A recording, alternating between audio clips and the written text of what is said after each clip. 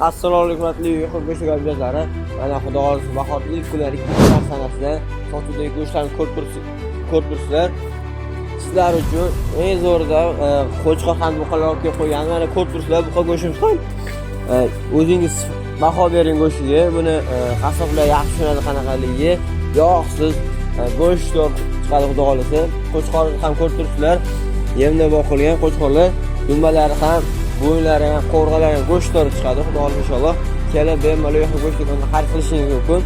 Bular narxi keladigan bo'lsak, qo'chqorimizning narxi 145 ming so'mdan, buqa go'shtimiz narxi esa 125 ming so'mdan.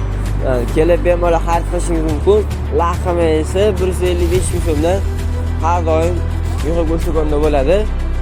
Bunaqa ham yomon ham sifatli go'shtlarni faqat yo'q go'sht do'konida olishingiz mumkin. Hammani kutib qolamiz.